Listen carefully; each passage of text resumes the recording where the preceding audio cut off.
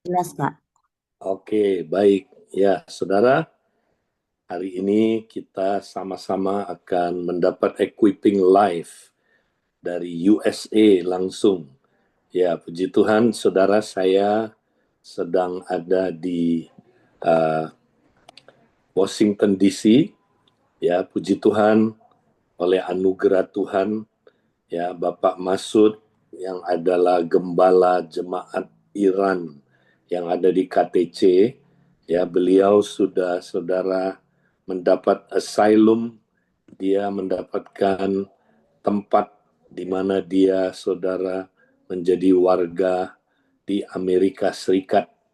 Nah, dia ada di sini saudara sekaligus ya memulai jemaat Abalef Washington DC, ya. Sasarannya adalah menjangkau orang-orang berbahasa Farsi. Ya, di sini saudara banyak sekali jiwa-jiwa, ya. Kemarin kami sudah memulai sebuah komsel dan 20-an orang yang hadir dan luar biasa saudara. Ya, komsel ini dilawat Tuhan, ya, sebagian besar memang bukan orang yang udah percaya, ada orang Muslim saudara yang kemarin didoakan sembuh dan puji Tuhan saudara, dan mereka semangat sekali dan kita bersuka cita, ya, kita doakan terus saudara jemaat, ya, Abalef di Washington DC ini. Puji Tuhan. Ya, saudara, hari ini kita mau ya sharing tentang, masih ingat topik kita saudara tahun ini adalah, ya, ini dari saya, ya. Kita mau menjadi murid kerajaan yang berbuah banyak. Ya, kalau kita murid kerajaan, kingdom disciple, pasti kita berbuah banyak, saudara. Ya, nah, bagaimana kita berbuah banyak? Kita mesti membuat target, saudara. Ya, ada target kita mau menghasilkan banyak buah. Khususnya, saudaraku, ya, buah-buah dalam hidup kita, buah pertobatan, buah pelayanan, ya, buah apalagi, saudara, buah jiwa, ya, dan buah karakter kita. Nah, saudara, untuk mempersingkat, ya, kita saudara dalam pemuritan menyebut target ini next saudaraku sebagai target 700, ya, 42. Ya, ini targetnya saudara, 70042. Nah, saya akan membahas apa itu 70042. Ini supaya gampang dimengerti aja. Ya, tujuhnya nanti saya jelaskan lebih detail. Itu berbicara tentang, ya, kerohanian kita. Nolnya berbicara tentang saudara pikiran kita. Nol berikutnya berbicara tentang hati kita, ya. 4 berbicara tentang tubuh kita, dan yang 2 berbicara tentang saudara, ya, impact kita, bagaimana kita saudara menjangkau keluar, ya. Nah, saudara, apa itu 70042? Mari kita mulai, saudara. Nah, yang pertama, next, saudara, berikutnya. Jadi kita selama 7 hari dalam seminggu, ya, kita sepenuhnya tinggal dalam Kristus lewat 2 hal, saudara. Doa dan merenungkan firman. Nah, ini penting, saudara. Dalam pemuritan, ini hal yang paling penting, saudara. Ya, kalau kita baca dalam Yohanes pasal 15 ayat yang kelima, kita nggak baca semuanya, tapi kita lihat ayat ini penting. Akulah pokok anggur dan kamulah ranting-rantingnya. Barang siapa tinggal di dalam aku dan aku di dalam dia, ia berbuah banyak. Sebab di luar aku, kamu tidak dapat berbuat apa-apa. Jadi, saudara, kalau saudara lanjut baca Yohanes 15, saudara akan menemukan bahwa, ya, kita diumpamakan, murid Kristus itu diumpamakan sebagai ranting Yesus diumpamakan sebagai pokok anggur.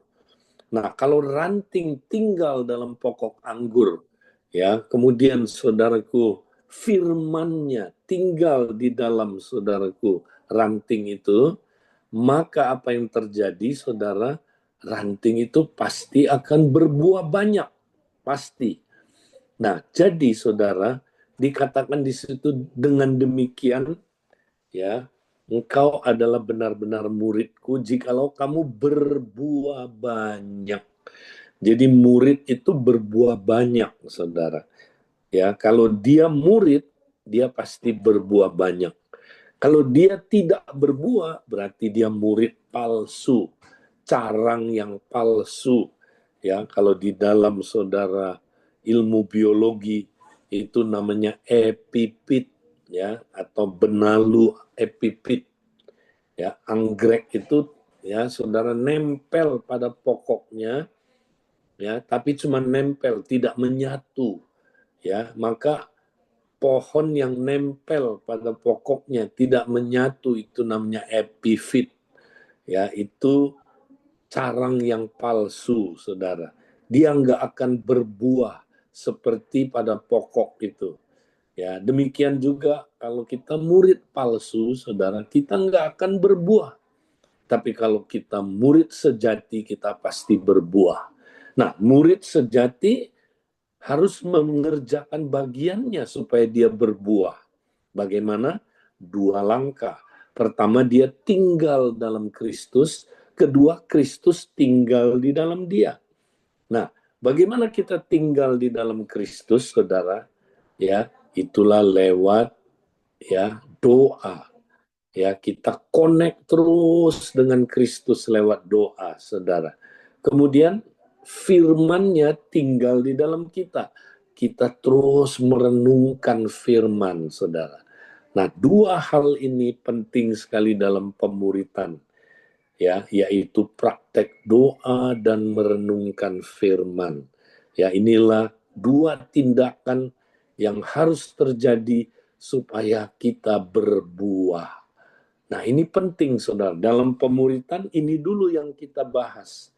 Ada nggak kita udah tinggal dalam Kristus lewat doa, dan firman-Nya tinggal dalam kita lewat merenungkan firman. Mazmur 1 ayat 1 sampai 3 bilang, tetapi yang kesukaannya ialah Taurat Tuhan. Dan yang merenungkan Taurat itu siang dan malam, siang dan malam. Ia pasti akan seperti pohon yang ditanam di tepi aliran air, yang menghasilkan buahnya pada musimnya, dan yang tidak layu daunnya. Apa saja yang diperbuatnya berhasil. Nah, jadi saudara, kita harus praktek 7 ini, saudara. 7 hari dalam seminggu, kita terus-menerus lakukan dua hal ini. Doa dan merenungkan firman. Ya, ini penting, saudara. Ya, kalau saudara baca di Alkitab, dua hal ini, saudara, adalah hal yang sangat vital. Kalau kita sebagai murid Kristus tidak melakukannya, kita nggak akan berbuah. Nah, pertanyaannya, doa yang seperti apa yang Tuhan mau, saudara? Nah, kalau kita baca berikutnya, saudara, next, ya, pada akhir zaman ada nasihat dari Yudas, ya, suratan Yudas 1 ayat 19 sampai 20, dia berkata demikian. Ya, ini pada akhir zaman, saudara. Mereka, ya, ini orang-orang yang nanti bergabung ke dalam gereja, ya, adalah pemecah belah yang dikuasai hanya oleh keinginan-keinginan dunia ini, dan yang hidup tanpa Roh Kudus. Wow, ngeri, saudara. Pada akhir zaman, Yudas sudah bernubuat nanti di dalam gereja, saudara.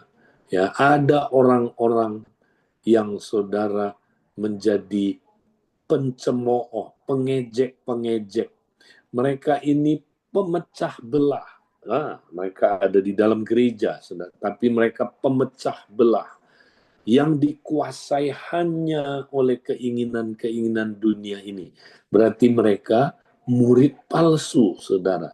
Dan mereka nanti bikin kacau gereja, ya. Dan mereka hanya ya dikuasai oleh keinginan-keinginan dunia ini dan hidup tanpa Roh Kudus. Wow, mengerikan. Mereka nggak punya Roh Kudus, saudara. Akan tetapi, nah ini kontrasnya. Kamu ini yang udah lahir baru. Kamu saudara-saudaraku yang kekasih, ini orang yang udah lahir baru. Bangunlah dirimu di atas dasar imanmu yang paling suci dan berdoalah dalam Roh Kudus. Jadi kita dinasihatin dua hal tadi, saudara.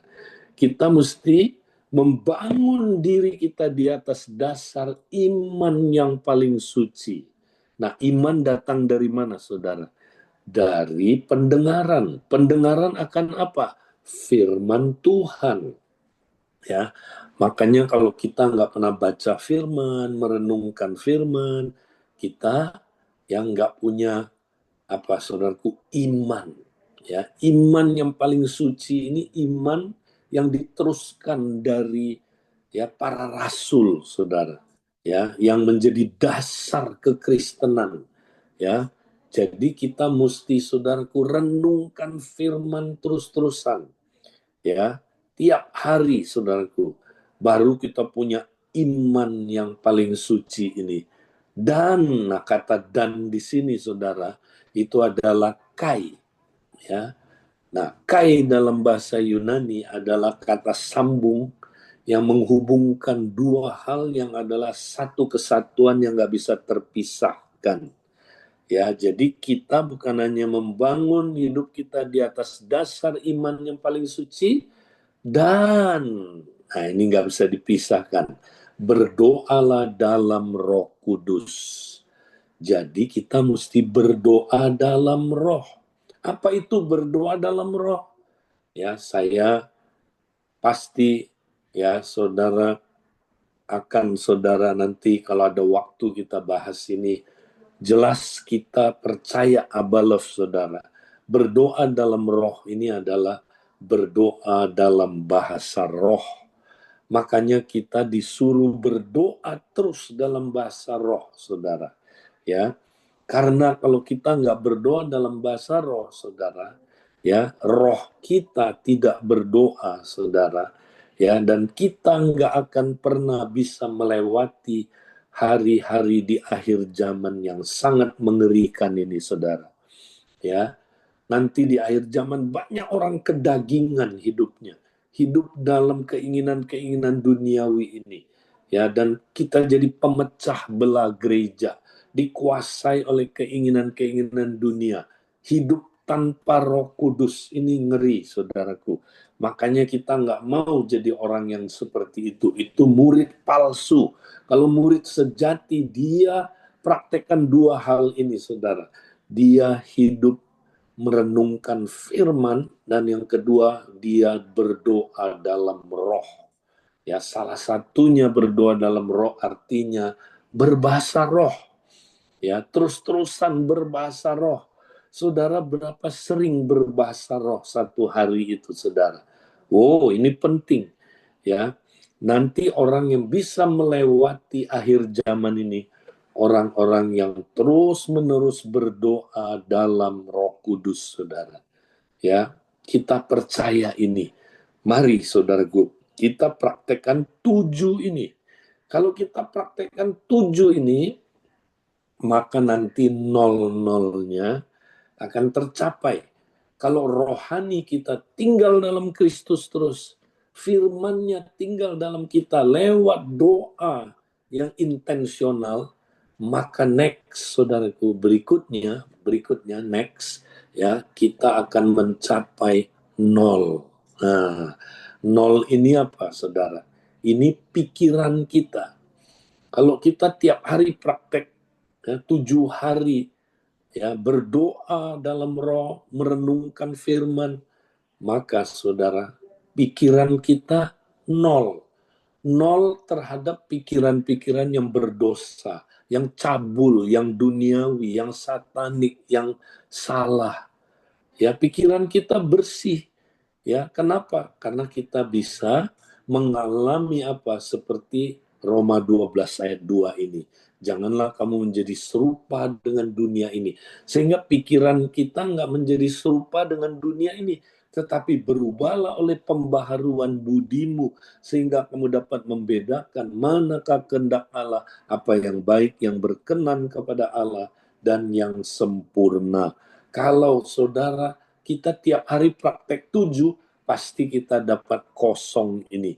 Pikiran kita bersih, bersih terhadap pikiran yang berdosa, yang cabul, yang duniawi, yang satanik, yang salah. Tapi kalau saudara nggak praktek 7, pasti pikiran-pikirannya hari itu pikiran yang berdosa, pikiran yang cabul, pikiran yang duniawi, pikiran yang satanik, bahkan pikiran yang salah. Jadi kita tiap hari mesti capai ini, nol. Ya, nol ini adalah pikirannya bersih. Nah, kalau kita praktek 7 tiap hari, next berikutnya, kita akan capai nol yang kedua, saudara. Nah, nol yang kedua ini adalah hati kita. Ya, kalau tadi rohani kita yang 7 baik, pikiran kita bersih, bukan hanya pikiran kita bersih, hati kita bersih, saudara. Bersih dari dosa-dosa yang mendukakan Roh Kudus. Ya. Nah, ada dosa-dosa yang mendukakan Roh Kudus. Ya, kalau saudara baca Efesus 4 ayat 30 sampai 32, dan janganlah kamu mendukakan Roh Kudus Allah yang telah memeteraikan kamu menjelang hari penyelamatan. Ya. Jadi Roh Kudus itu bisa berduka cita, saudara. Nah, jangan sampai kita mendukakan Roh Kudus. Kalau kita mendukakan Roh Kudus diam, gawat kita, saudara. Roh Kudus itu bisa berduka. Kalau apa? Ayat 31, ya, kalau kita nggak buang segala kepahitan, kegeraman, kemarahan, pertikaian, dan fitnah. Ya, kalau kita nggak buang, dia duka cita. Tapi kalau kita buang semua hal-hal ini, dia senang, saudaraku. Ya, jadi hati kita tiap hari nggak boleh simpen kepahitan, kegeraman, kemarahan, pertikaian, fitnah, kejahatan. Ini dosa-dosa apa, saudara? Dosa-dosa merusak hubungan, ya kan? Coba kepahitan, kita nggak mau hubungan sama orang. Kepahitan sama istri, kegeraman, ya saudara. Geram itu gregetan, ya, ingin hancurkan orang itu. Kemarahan ini ngamuk-ngamuk, saudara. Pertikaian, ya, ini perselisihan yang tajam, ya, saudara. Fitnah, nah itu adiknya namanya gosip. Kejahatan. Nah, Tuhan nggak mau kita, saudara, menyimpan dosa-dosa ini. Kita mesti bersih terhadap dosa-dosa ini. Kalau kita tiap hari praktek 7, kita pasti juga hatinya bersih. Ya, bersih terhadap dosa-dosa yang mendukakan Roh Kudus. Nah, bukan hanya itu, saudara. Bukan hanya rohani kita ya baik, pikiran kita bersih, hati kita bersih, tapi kita harus tundukkan tubuh kita, saudara. 4 ini adalah tubuh. Ya, ingat tubuh kita ini harus jadi hamba. Ya, harus kita jaga kesehatan, saudara. Ya, jangan tubuh kita tidak disiplin.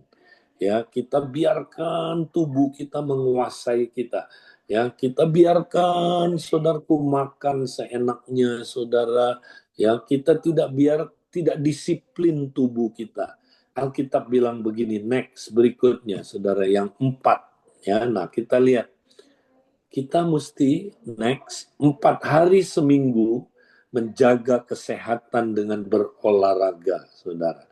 Ingat, Alkitab bilang, latihan badani terbatas gunanya. Artinya apa? Ada gunanya, saudara. Ya, Jadi kita jangan mentang-mentang, oh saya yang penting latihan ibadah, latihan badani, ya ada gunanya kata Alkitab. Jadi kita harus jaga kesehatan, tundukkan tubuh kita, saudara. Jangan sampai tubuh kita menguasai kita. Jangan sampai tubuh kita dimanja. Jangan sampai tubuh kita nggak kita pelihara, saudara. Kita mesti jaga. Kenapa? Ya, aduh, nggak mau lah Pak Edi. Ya, jaga kesehatan dengan olahraga. Kenapa mesti angka 4? Karena angka 4 hari dalam seminggu kita berolahraga, kita jaga kesehatan.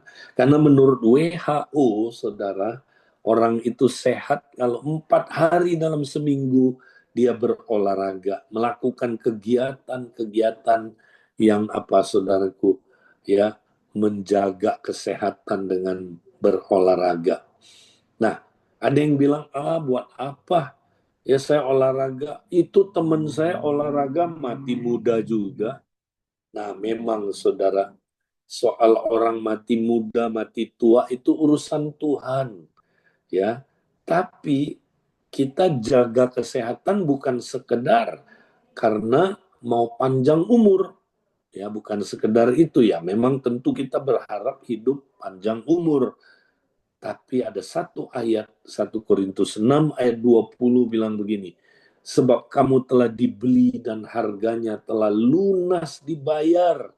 Karena itu muliakanlah Allah dengan tubuhmu. Nah, kita mesti muliakan Tuhan dengan tubuh kita, saudara. Ya, jangan sampai kita ya nggak jaga kesehatan, ya kita nggak memuliakan Tuhan dengan tubuh kita. Mari kita jaga kesehatan, saudara. Ya, ini bagian dari pemuritan. Nah, sekarang yang terakhir, duanya itu apa, saudara? Next, yang terakhir, nah duanya itu adalah ya outnya apa, saudaraku? Penjangkauan keluar. Ya, kalau tujuhnya itu adalah rohani kita, kosong yang pertama pikiran kita, kosong yang kedua hati kita, 4 itu tubuh kita. Nah, sekarang 2 ini adalah penjangkauan kita keluar. Ya, kalau saudara mau simpulkan 70042 dalam diri kita bisa disebut up, in, out. Ya, jadi up-nya hubungan dengan Tuhan 7 hari kita terus connect sama Tuhan ya saudara. Kemudian in-nya pikiran kita dan hati kita jadi benar, ya jadi baik, jadi apa saudaraku, bersih, ya sehingga kita juga bisa apa saudara, ya hidup sehat, menguasai tubuh kita, ya, dan kita saudaraku juga ada outnya, jadi up, in, out. Nah outnya apa saudara? Outnya kita bersaksi memberitakan Injil minimal kepada 2 orang dalam seminggu. Nah, mari saudara, kita mau jadikan ya amanat agung sebagai apa, saudara? Sebagai goal kita. Kalau kita murid, kita pasti saudaraku mau menjangkau murid lain. Ya, mau memuridkan lagi murid lain. Ya, jangan begini saudara, ada orang Kristen, belum waktunya, nanti saya udah punya waktu, baru saya mau apa? Baru saya mau menjangkau jiwa. Sekarang nggak usah lah. Ya, sekarang untuk apa? Belum ada waktu, Pak Edi. Ingat saudara, kalau saudara nggak mulai dari sekarang, ya saudara nggak akan mulai-mulai. Mari saudaraku jadikan sasaran dalam hidup kita, kita mau taat sama amanat agung. Karena itulah tanda seorang murid. Ya, murid itu harus pergi jadikan semua bangsa muridku.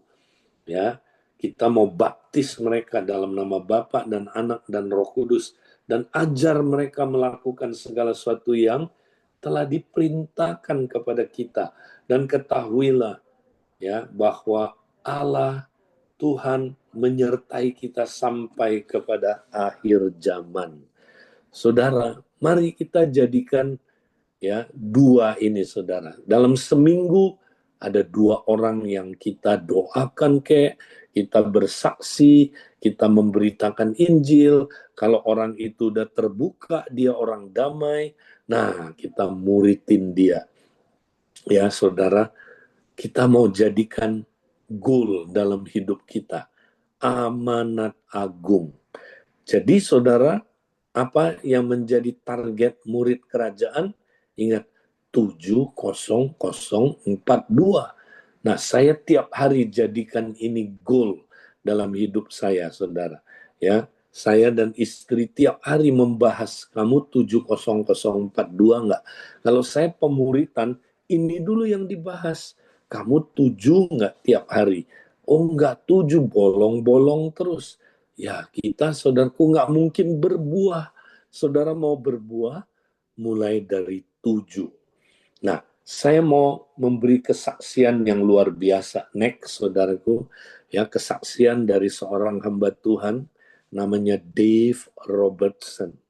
Ya, Dave Robertson, saudara, dia lahir tahun 43, baru meninggal beberapa tahun yang lalu, tahun 22. Ya, nah ini dia seorang hamba Tuhan dalam kegerakan, ya saudara, sejaman ya dengan saudara, ya para hamba Tuhan yang mengalami revival yang luar biasa. Nah, saudara, Dave Robertson bukan orang yang, ya saudara, orang yang hebat tanda kutip, ya. Dia bukan teolog, dia bukan seorang penginjil yang hebat, dia bukan saudara seorang pendeta, ya, dia bukan juga seorang saudara yang disebut ya misalnya rasul atau misionari. Dia orang biasa, saudara. Dave adalah orang biasa, ya, orang yang saudara bekerja sebagai ya seorang tukang, ya saudara. Dia seperti Brother Lawrence, saudara tahu ya, Brother Lawrence yang mempraktekkan koram deo itu, kan itu impact-nya dahsyat sekali, saudaraku, ya. Nah, Dave Robertson ketika dia waktu Kristen orang muda, saudara, dia haus sekali, dia ingin ya dipakai Tuhan. Nah, satu hari dia baca Alkitab.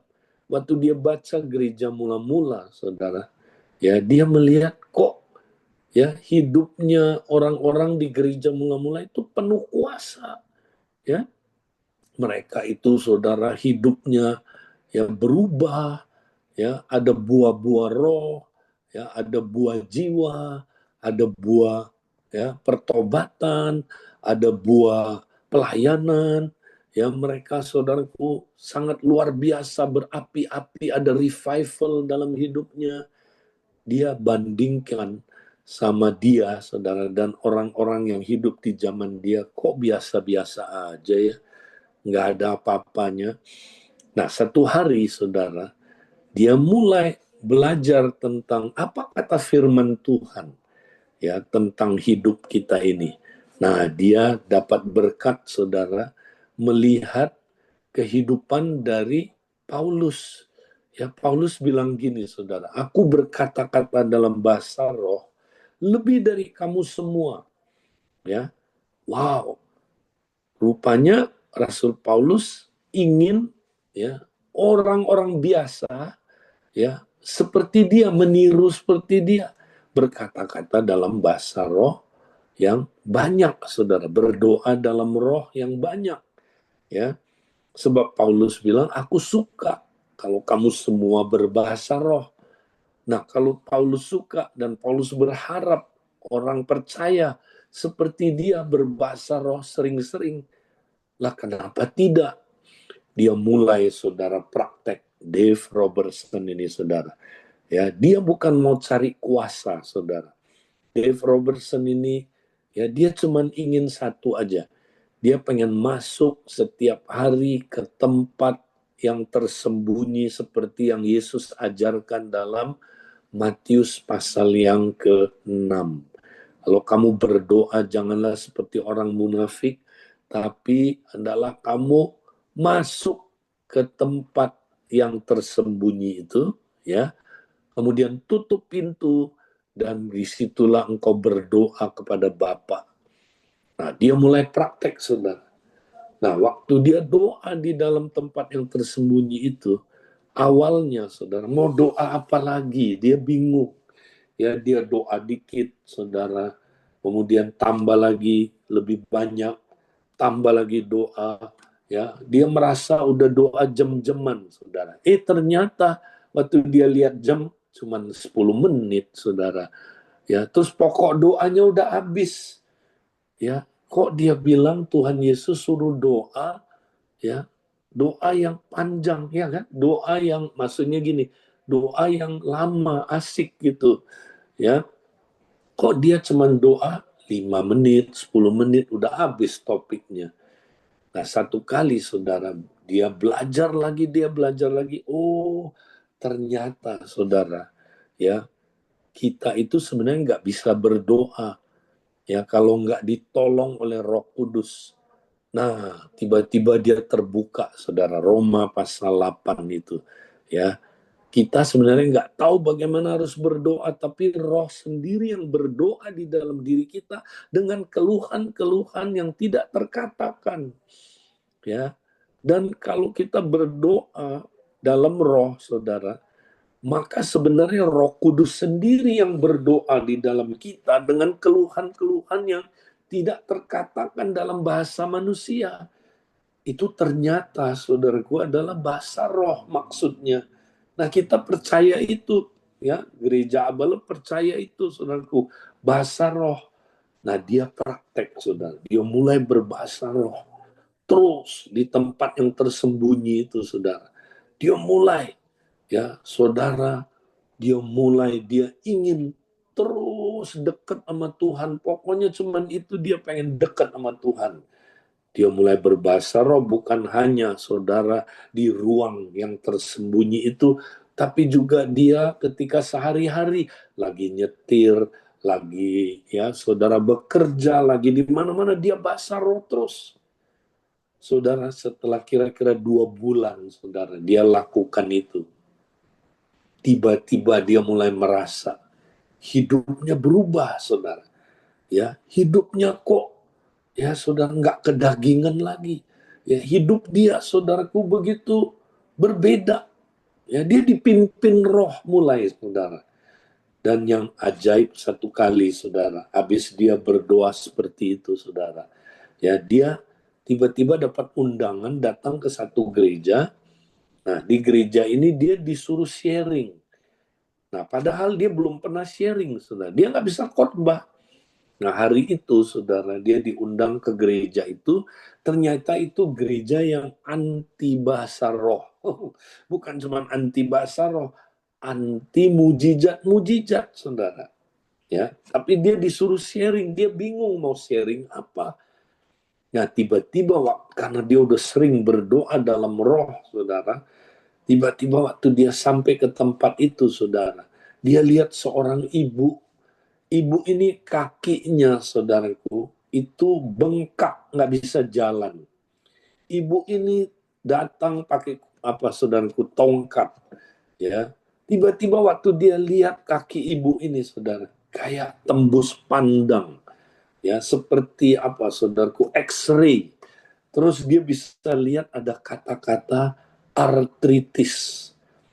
Wah, dia pertama kali, dia bukan penginjil, bukan, ya, saudaraku, seorang apa, hamba Tuhan yang pengkhotbah yang hebat. Dia pegang kaki ibu ini, dia bilang, "Bu, ya, ibu kena artritis." "Oh, kok kamu tahu?" "Dokter bilang saya kena artritis." "Bu, gini, Bu, saya boleh doain, Bu?" Ya, dia muncul belas kasihan, dia cuma pegang kakinya, saudara. Begitu dia pegang, saudara, ibu ini kakinya panjang pendek beberapa senti. Tiba-tiba kakinya yang pendek selonjor, saudara. Ziut sama panjang. Ibu ini langsung hilang sakitnya, saudara. Ya, hilang, dia lompat-lompat, saudaraku. Ya, di gereja itu gereja yang nggak percaya mujizat. Ya, diakennya datang, penatuannya datang, bilang, Bu, tenang Bu, kita gereja yang nggak percaya mujizat, katanya. Waduh, kenapa Ibu? Kita kan nggak percaya mujizat. Ibu bilang, gimana nggak percaya? Saya percaya. Kamu mau lihat mujizat saya? Ya, dia lempar tongkatnya. Ibu ini lari ke sana kemari, saudara. Satu gereja heboh. Wah, ribut, saudaraku, satu gereja ini. Ya, akhirnya dia pulang, saudara. Nah, begitu dia sampai di rumah, saudara, apa yang terjadi, saudara? Di rumah itu, ya, dia mulai, saudara, menangis. Tuhan, kau pakai aku, Tuhan, padahal aku siapa? Ya. Nah, tiba-tiba dia dipanggil lagi, saudara. Ternyata gereja itu belum berhenti. Ya, ibu itu sembuh, dia kesaksian.